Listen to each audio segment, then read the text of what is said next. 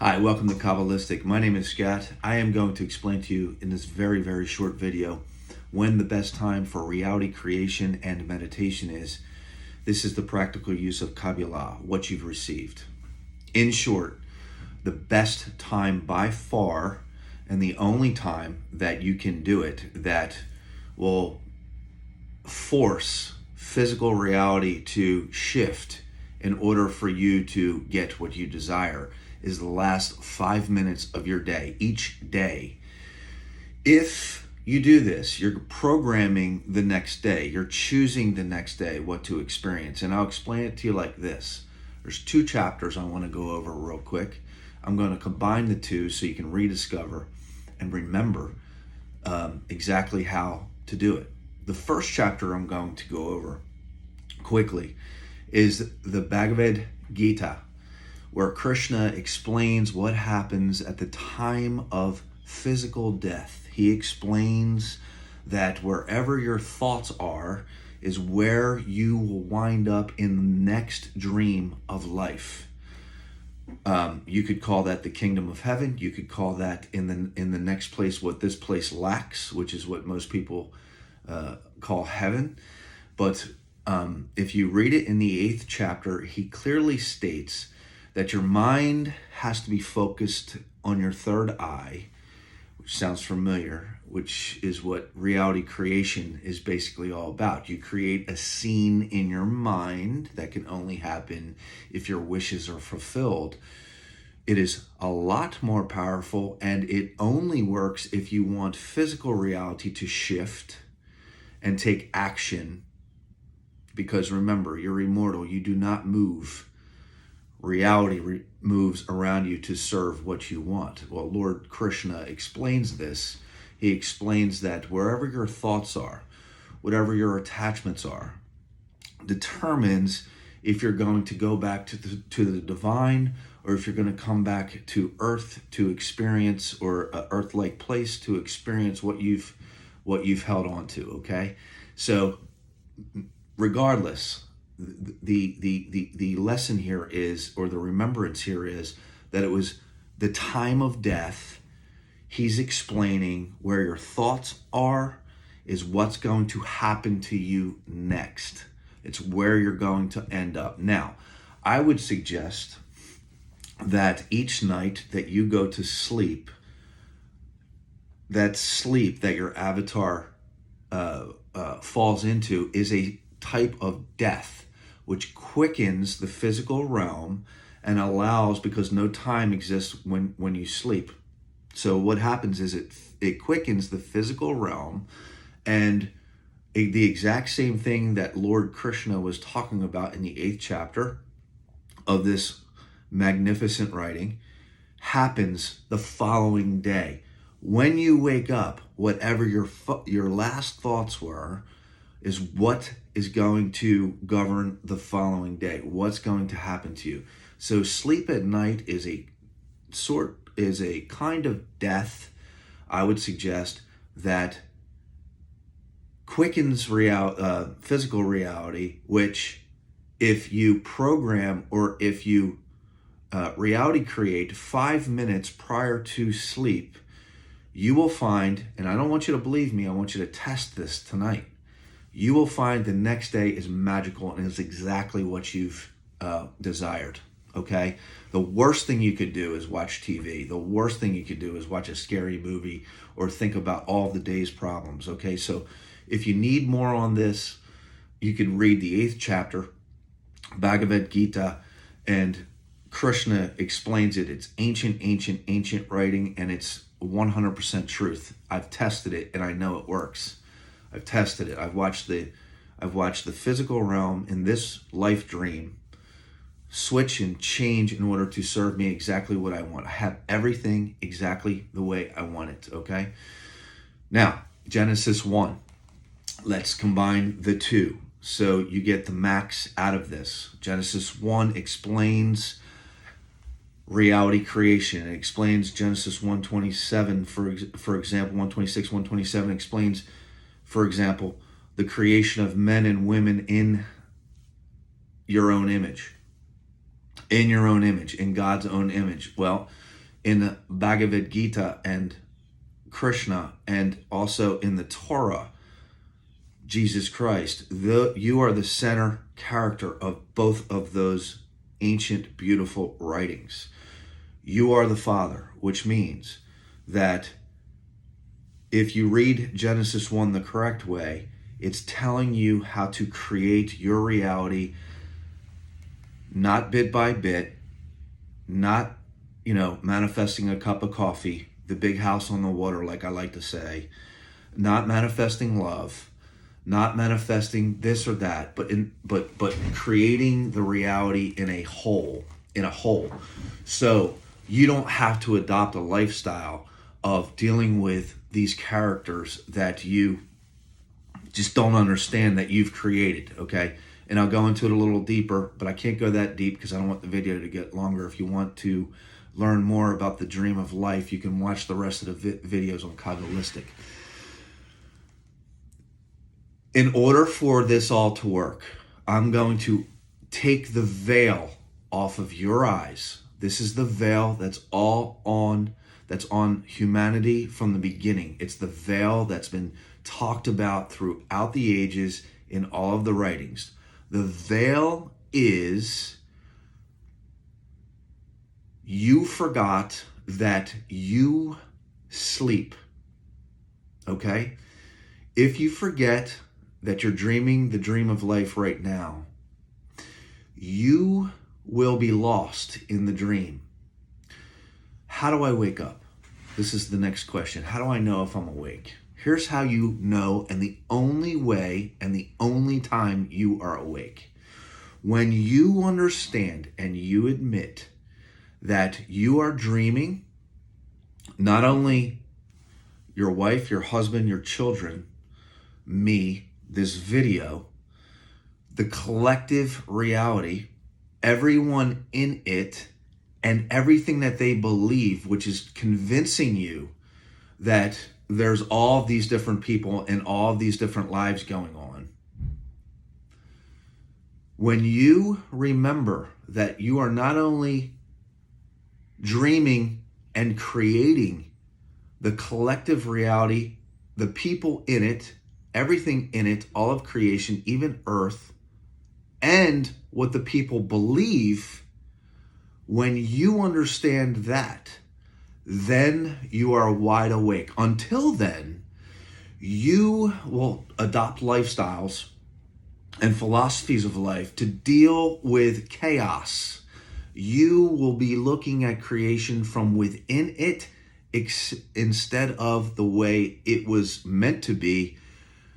You are the Father. You are the source. You are the divine. Okay? You are Lord Krishna. You are Jesus Christ. So what happens is, if you don't admit to yourself and wake up that you are dreaming the dream of life and everything in it, you don't get it. You're doing this. You're dreaming, you're not. You're dreaming, you're not. You're dreaming, you're not. You're forgetting. You have to remember, in order to apply these teachings and the practical use of Kabbalah, that Genesis 1 is the key to this. Genesis 1 teaches you that God created all things, not some things, all things. God is dreaming within man, in the avatar. You are God. Therefore, you're not only dreaming the dream of life, but you're dreaming everyone in it and what they believe. Why are you doing that? Why are you dreaming what they believe? Because you're waking yourself up. People that don't agree with you, you've created them in order to create contrast, in order for you to ascend to the highest understanding. And the key is Genesis 1. The key is Genesis 1. It even states in Genesis 1 at a much lower level that everyone in Genesis 1:27, and I'll go over it real quick, when you create your days in a whole, when you create your reality, the collective reality in a whole, it's the only way to do it in order to be on high, on high, on high. Completely and totally, you create the whole thing at one time. That's what Genesis 1 says. It doesn't say you create love, or you manifest a cup of coffee, or the new car, or the house, or whatever. It clearly states that you created everything, including the men and the women, and they're going to reflect back at you the feelings that you feel within on a lower level, on a much higher level, on high. When you meditate and you create reality, if you do it 5 minutes before you sleep, 5 minutes, what you're doing is you're doing exactly what Lord Krishna said is to do in the 8th chapter of you are creating your reality in a whole, and you're creating, according to Genesis, and you're creating the next day after the time of death, which is the nightly sleep. It is a form of death. I'm here to tell you, there's no difference between the nightly sleep and complete physical death. They are the same thing when it comes to the dreams of life, okay? So to recap, and I'm going to end the video because I don't want it to be too long. It's already 11 minutes. Number one, you're dreaming the dream of life. If you don't understand that you've created all things, include all of creation, all of it, everyone in it, what they believe, the collective reality, your personal life, your wife, your children, your husband, all of it, all of the people that contrast you, that don't believe what you believe. If you do not understand that you've created all of these people, you're sound asleep. Once you admit and understand that you've created everything, because you're dreaming, like a lucid dream tonight when you dream, you've created it. Once you understand that, then you can apply what Krishna says. At the time of death, you're going to concentrate all of your energy at your third eye, which is exactly what you do with reality creation when you create a scene that can only happen if your wishes are fulfilled. The great I am within you is who you are. You remember exactly who you are at the time of death, at the time of physical death. That will determine where you're going to. The next dream of life is going to happen when you, on a much smaller scale or mini death, at the time you're going to go to sleep, 5 minutes before you go to sleep, you're going to create your entire next day, your entire reality.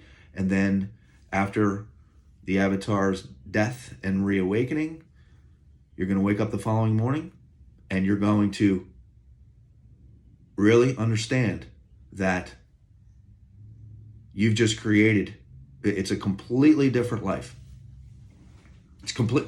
Don't believe me, test it. Tonight, before you go to bed, I want you to create the perfect reality with feeling. How would it feel with a scene in your mind that could only happen if your wish is fulfilled? Okay?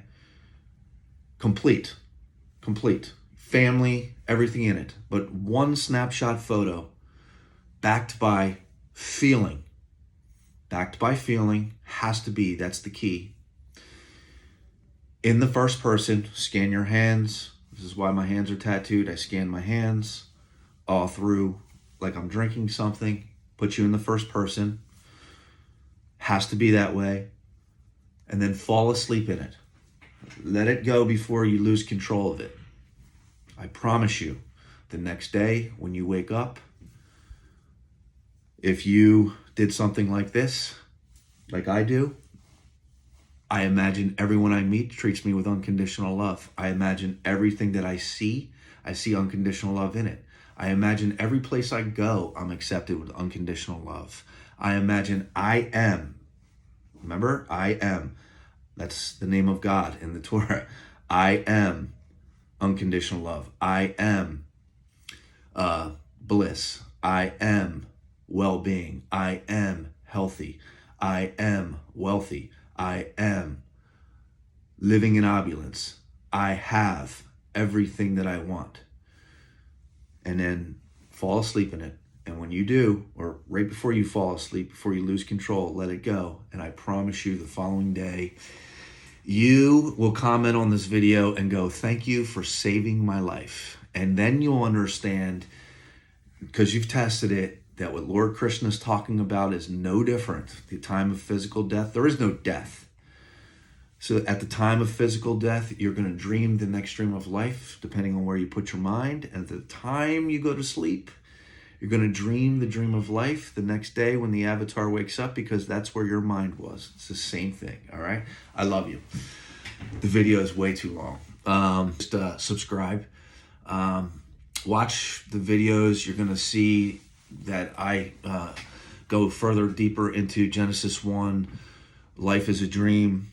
And there's just proof. If you read the 8th chapter, like I was telling you, and if you do what I just told you, you will understand that you're dreaming right now. You've created all things. You will also understand that that at the time of physical death, it is not death, it's an illusion. You will go in, because of your testing each night and seeing it happen the next day, you will then wake up and understand that there's no such thing as death. You'll understand what Krishna was saying, Lord Krishna was saying in the 8th chapter in the Bhagavad Gita. All right? I love you. That's the end of the video. Subscribe and share the video. All right? I love you very much. Have a great day. Test it. Don't believe me. Test it.